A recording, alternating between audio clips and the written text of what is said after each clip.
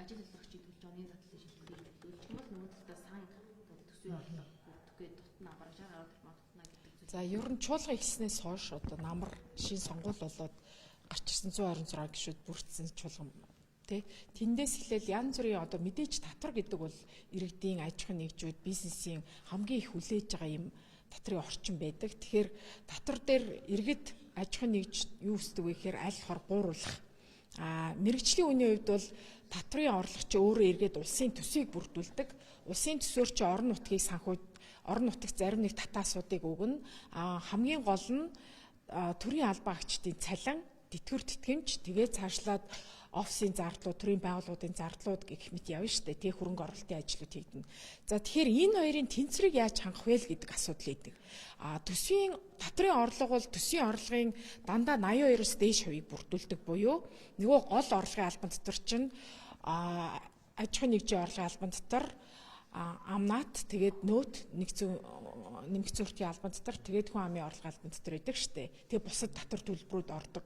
Тэгэхээр энэ дээр маш юм сайн тооцоололтой явах ёстой л гэдгийг санал болгоод байгаа. Өөрөөр хэлэх юм бол тухайн одоо төрлийн татрыг бууруулаа гэхэд нөхөж яаж орлогоо оруулах вэ?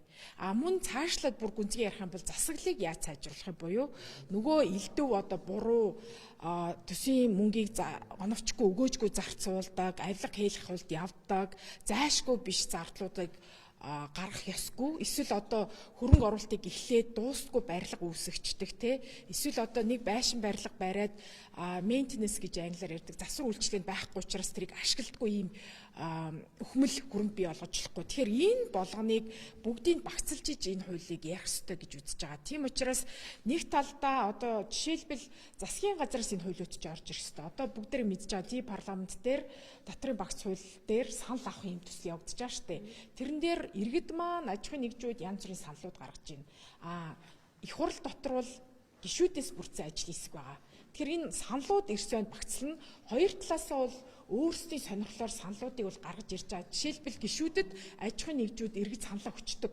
Тийм учраас зарим нэг гишүүд иргэдээ аж ахуйн нэгжүүдэд төлөөлөө тухайн тооцоолыг бас бүрэн гүйцэд хийхгүйгээр саналуудыг гаргаж байгаа тал байгаа. Мөн нөгөө талдаа их хурл дээр төсөл ба цаглбар гэсэн ажлын хэсэг ба би өөрөө тэрэн дотор байгаа.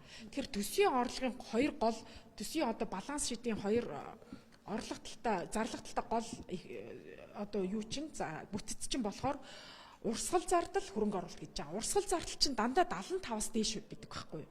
Тэгэхээр хамаагүй төсвийн орлогыг бууруулчвал цалингаа тавьж чадахгүй, тэтгэврээ тавьж чадахгүй юу өсгөх мантай эмч багш нарын цалин өсгөх мантай зүйл болно шүү дээ. Тэр энэ асуудлыг цогцоор нь авч үзээсэй гэж бодож байгаа. Ер нь нарийн сайн судалгаа хийгээд төсвийн зарцуулалтыг маш сайн их юм бол нэмэгдсэн өртгийн албан татвар дээр жишээлбэл босхийг нэмэгдүүлэх те тухайн аж ахуйн нэгжийн орлогын босхийг нэмэгдүүлэх, хувь хэмжээг багасгах, буцаж авж байгаа тэр хувь хэмжээг бас нэмэх гэсэн үг шүү дээ. Энд чинь нэг юм төлөөд буцааж авж байгаа эсвэл анханасаа төлөхөнд бууруулад тэр хэмжээгээр авах гэдэг чинь нэг юмны хоёр тал гэсэн үг.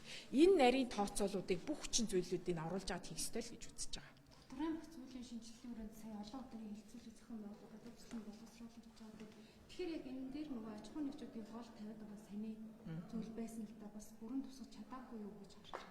Энэ ерөөсө татрын тухай хууль бол бүр эцэлэгдээгүй. Хамгийн сүүлд гэхэд л парламент дээр иргэд өргөдөл гаргаад одоо 100 мянган иргэд маань татрын хүн амын орлогын албан татрыг бүр эрс багасхыг гэж санал гаргасан билээ шүү дээ. Гэтэл зарим нэг гишүүд маань бүр тэг болгоё гэд ийм одоо нэг бодлын бас хитрхийн ингэж хуймгай туйширч одоо иргэд юу хүсэж байгааг хүссний тооцоолгүйгээр хэлж болохгүй л гэж бодож байна. Ямар ч хэлсэн ажлын хэсгүүд засгийн газар талаасаа ч их хурл дээр ч ажиллаж байгаа гишүүд юу хүсэж байгаа гэхээр иргэд